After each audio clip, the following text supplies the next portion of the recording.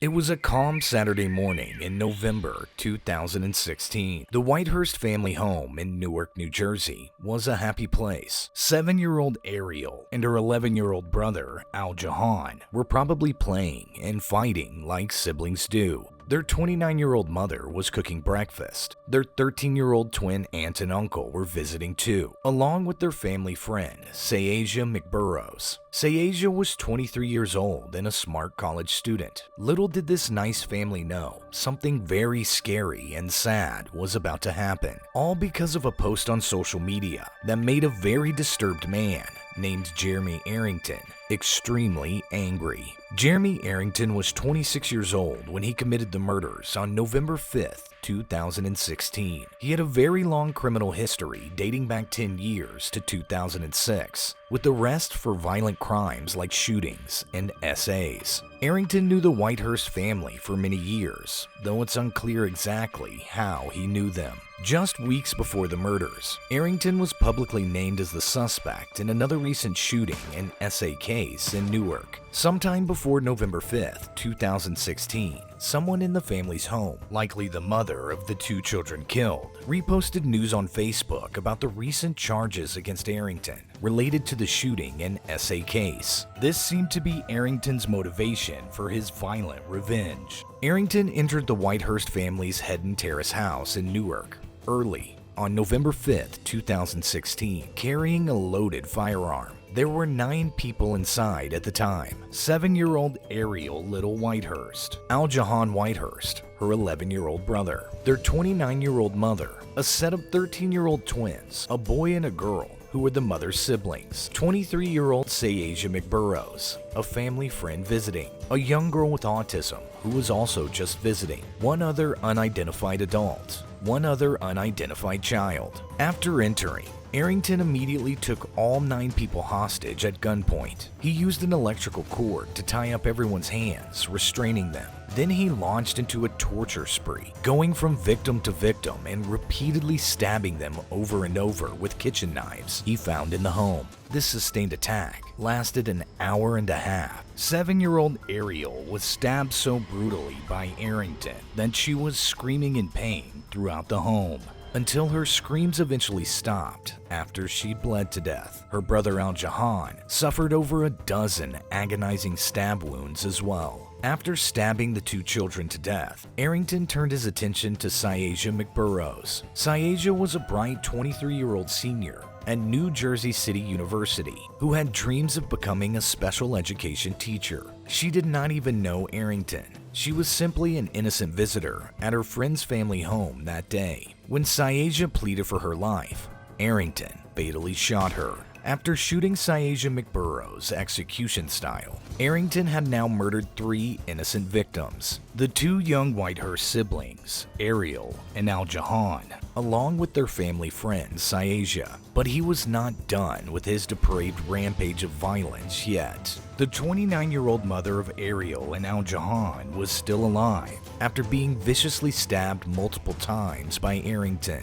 Miraculously, she somehow managed to survive the brutal knife attack, though she was badly injured and bleeding profusely. Arrington also stabbed the woman's 13-year-old twin siblings, her brother and sister, in a frenzied attempt to leave no witnesses. Like their older sister, the 2 young teens sustained terrible stab wounds, but managed to hang on to life by some awful stroke of luck amid the carnage. In total, 6 people had been savagely stabbed, and 3 were already dead from the life-threatening injuries inflicted by Arrington's knife. It's unclear if he specifically targeted the youngest victims first, or if the order of stabbings was random as he moved from hostage to hostage. What is known is that one heroic young girl, who was also being held hostage that day, despite her autism making communication more difficult, was able to keep her wits about her during the massacre. When Arrington briefly went to chase after someone who fled to the downstairs area, the brave girl seized that window of opportunity. Finding a closet or other room to hide in, she managed to call for emergency help from her phone without Arrington realizing it. This quick thinking by the young hostage literally saved multiple lives, as it alerted police to respond to the bloody home invasion in progress before Arrington could kill everyone inside. Upon receiving the 911 call of an emergency situation at that address, Newark police rushed to the Whitehurst residence on Hidden Terrace. However,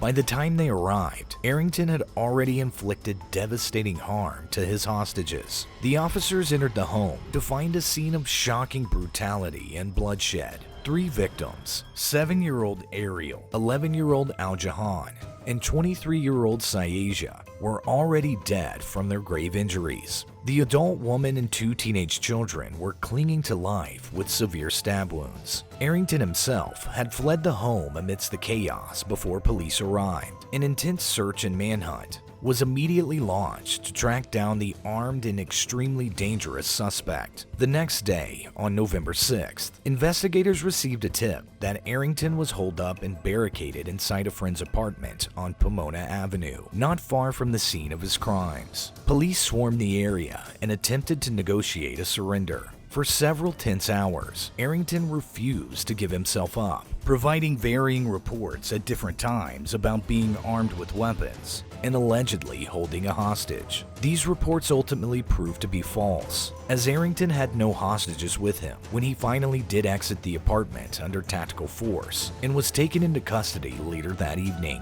with their key suspect apprehended. Police and prosecutors could then turn their attention to securing justice for Arrington's heinous crimes against the Whitehurst family and their loved ones. The road to having a day in court, however, would take nearly 6 long years of court proceedings. It wasn't until March 2022 that Arrington's trial would take place, with testimonies from over 25 witnesses providing the harrowing details of the November 2016 home invasion. At his 10-day trial in March 2022, a jury quickly convicted Arrington of 28 charges. These included 3 murders, 3 attempted murders, and weapons charges. Many people in the courtroom became very emotional as victims told their stories about Arrington and shared their loving last memories of Ariel, al-Jahon, and Sayasia. After a while, she stopped screaming, said Bilquis Karam, the slain children's aunt. She had to listen helplessly as young Ariel cried out in pain while Arrington killed her in the bathroom. Karam was also forced to watch her close friend, Sayasia, get executed right in front of her, an image she says she can never forget. She told the court through tears that he should have just killed her that day, because she's done feeling this pain. Sayasia's mother, Terrence, shared how her family's joy at Sayasia's upcoming college graduation instantly turned into heartbreak after she was murdered. "This has brought me nothing but pain and misery,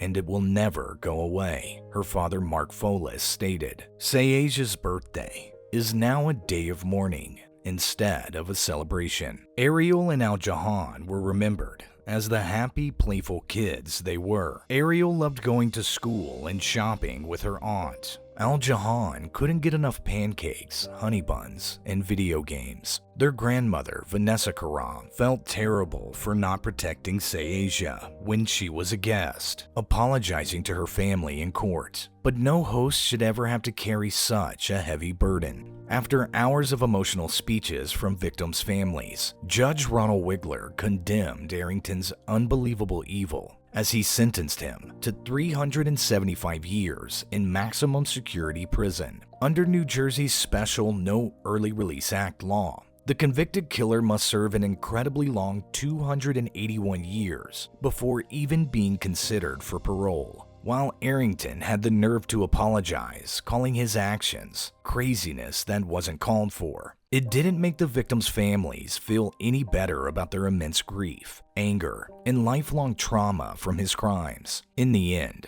Jeremy Arrington's silly rage over a simple Facebook post pushed him to an evil level that turned the Whitehurst's innocent home into a house of horrors, brutally ripping apart dozens of lives forever. As prosecutor Edwab said, the defendant is pure evil and clearly deserves all 375 years in prison for the terrible crimes he committed on November 5th, 2016. The victims' loved ones hope this extremely long sentence can bring them a small sense of justice and closure after such a profound tragedy that should have never happened. Of course, no amount of punishment could ever undo the harrowing trauma Arrington's depravity inflicted. For the wounded survivors who witnessed the horror firsthand, the indelible memories and emotional scarring will endure in perpetuity. The slaughter of Ariel and al-Jahon Whitehurst, aged only 7 and 11, represented one of humanity's most unconscionable acts. The obliteration of 2 blossoming young lives, brimming with innocence and unlimited potential. Their homicides epitomized the evil Arrington unleashed upon the world through his selfish, narcissistic rage, fueled by little more